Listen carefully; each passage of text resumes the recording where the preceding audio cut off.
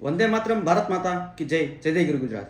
હું આપનો અશોક મકવાણા ઉર્ફે મામસી, ભાવનગર જિલ્લા યુવા અખિલ ભારતીય કોળી સમાજના યુવા મોરચાના પ્રમુખ. આજ સવારમાં મેં ગુજરાત સરકારના મિનિસ્ટર કુરશભાઈ બાવળિયા એમને મેં એક ઓડિયો સાંભળ્યો. અખિલ ભારતીય કોળી સમાજના રાષ્ટ્રીય અધ્યક્ષ છે. એમાં એ કહી રહ્યા છે કે રાષ્ટ્રીય અધિવેશન જે 21 જૂન મહિનામાં જે મળવાનું છે, આવી 21 તારીખે, એ 4-5 લોકોનું છે. તો તમારું 14 તારીખે મળવાનું છે, કેટલા લોકોનું છે? કુરશભાઈ, તમને સીધો સવાલ કરું છું કે તમારું મળવાનું છે કેટલા તારીખે છે? અને તમે એમ કહો છો કે ગુજરાતના એકલ દોકલ લોકો વર્ષોથી રાષ્ટ્રીય અધિવેશનમાં છે, અખિલ ભારતીય કોળી સમાજમાં શું કર્યું એની. તો તમને કહું કે સમાજને જ્યારે જરૂર પડે ને ત્યારે મનુભાઈ ચાવડા જેવા આગેવાન અને મોભી માણસ ઊભા રહ્યા છે. તમને તાજતરાનો દાખલો આપું કે બગદાણામાં જે ઘટના ઘટી, એ ઘટનામાં મનુભાઈ ચાવડા, ત્યાં એનું બાજુમાં મોણપુર એનું ફાર્મ છે મનુભાઈ ચાવડાનું, ત્યાં પર ડે કોળી સમાજના લોકો 40 થી 50 લોકો જમતા હતા. અને મનુભાઈ ચાવડા છે ને ત્યાં કન્ટિન્યુ હનુમંત હોસ્પિટલે રહ્યા છે. આ મનુભાઈ ચાવડાનું કામ છે કે કોળી સમાજને જ્યારે જરૂર પડે ત્યારે ખંભેથી ખંભો મળીને રહેશે. વાત રહી તમારી, તો તમે જે મિનિસ્ટર છો, જે મત વિસ્તારમાંથી છૂટાઈને આવ્યા છો, જસદણ વિશાલ તમે છૂટાઈને આવ્યા છો, ત્યાં ઘનશ્યામભાઈનું મર્ડર થયું હતું. અને એ મર્ડરમાં કોળી સમાજને ન્યાય મળવાને બદલે કોળી સમાજના 42 કે 82 લોકો જેલમાં ગયા છે. આ તમારામાં મનુભાઈ ચાવડામાં આ તફાવત છે. અને બીજું કે અખિલ ભારતીય કોળી સમાજનું 21મી જૂને તાલકોટડા સ્ટેડિયમ દિલ્હી ખાતે જે અધિવેશન મળવાનું છે, એની તારીખ પહેલાં ડિક્લેર થઈ ગઈ હતી. અને એની અંદર નરેન્દ્ર મોદીને પણ આમંત્રણ આપ્યું છે, અમિત શાહને પણ આપ્યું છે, અને રાહુલ ગાંધીને પણ આપ્યું છે.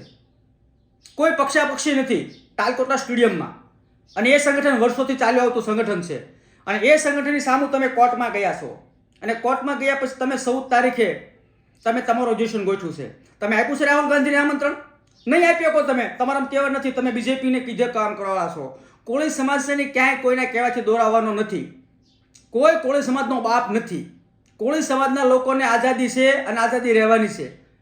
અને વાત રહી રાજકારણની, તો રાજકારણમાં તમે જસદણ વિશાળ ધારાસભ્ય હતા ત્યારે તમે ચોટીલા મુકામે તમે કોળી સમાજનું કાર્યક્રમ ગોઠવેલો. ત્યારે પ્રદેશ પ્રમુખ બીજેપીના જીતુભાઈ વાઘાણી, એને તમે ટેજ માથે બેહારેલા. મનુભાઈ ચાવડા કે દિવેશ ચાવડા કે કિશોરભાઈ શેખે કોઈ આ કામ નથી કર્યું, તમે કર્યું છે. એના બધા સાક્ષીઓ છે, પુરાવા છે.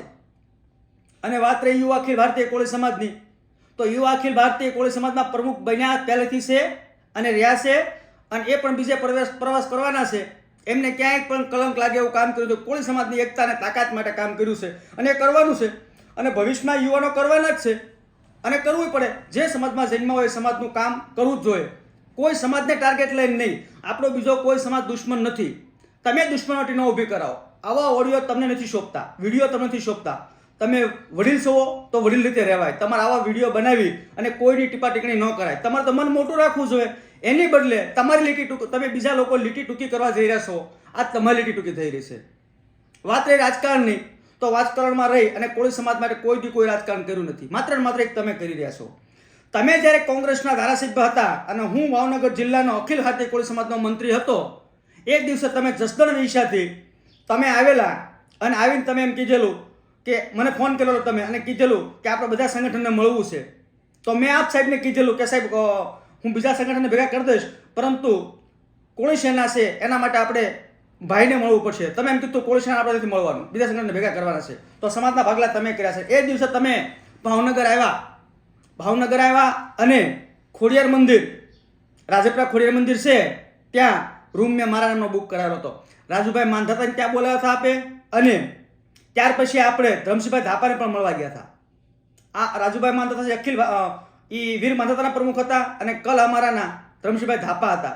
પણ એ બે સમજદાર વ્યક્તિઓ હતા એટલે એ બે વખતે તમને સમજી ગયા હતા. એટલે એ બે તમને આ પાડી નહીં અને તમને સોકેટ આપી દીધી. સમાજના ભાગલા પાડનાર તમે છો, એના હું સાક્ષી પુરાવા છે. મારી પાસે બધું જ સાહિત્ય છે. ભગવાને મને વખતે શું બુદ્ધિ આપી ખબર નહીં, મેં ત્યારે તમારું બધું સાહિત્ય હાંચવી રાખ્યું હતું. તમે ભાવનગરના પ્રવાસે આવ્યા છો ને ત્યારે માત્ર ને માત્ર પરસોત્તમભાઈ લીટી ટૂંકી કરવા માટે જ આવ્યા હતા, અને એ લૂંટી તમે કરી ન શક્યા, અને બીજા સંગઠનો જે હતા તમને સાથને સહકાર નથી આપ્યો. આજે તમે મનુભાઈ ચાવડાની વાત કરી રહ્યા છો, દિવેશભાઈની વાત કરી રહ્યા છો, કે કિશોરભાઈ શેખે ને મનુભાઈ ચાવડાએ ને દિવેશભાઈ ચાવડા ને રીટાબેન અલાણી આને તો જ્યારથી સ્થાપના થઈ છે ને ત્યારથી લોકો અખિલ ભારતીય કોળી સમાજમાં છે, એને કોઈ દી વાત વિવાદમાં નથી થયા. તમે પ્રમુખ બન્યા પછી તમે વાત વિવાદમાં લાવી રહ્યા છો, તમે વિડીયો વાયરલ કરી રહ્યા છો, તમે આહવાન કરી રહ્યા છો કે 21 તારીખે ન જવું જોઈએ, 14 તારીખે જવું જોઈએ. તમે તમારી રીતે કરો, જે કરે છે એને કરવા દેવું જોઈએ. આવો વડીલ થઈ અને તમે આ તમારી ભાષા વાપરો છો એ યોગ્ય નથી લાગતી. આવનારા દિવસોની અંદર અખિલ ભારતીય કોળી સમાજનું તાલકોટલા સ્ટેડિયમ ખાતે ભવ્ય મોટા પાયે અધિવેશન મળવા જઈ રહ્યું છે. એમાં સૌ ગુજરાતના યુવાનોને વિનંતી કરું છું કે મોટી સંખ્યામાં ઉપસ્થિત રહેજો અને પક્ષાપક્ષી દૂર રહેવું જોઈએ.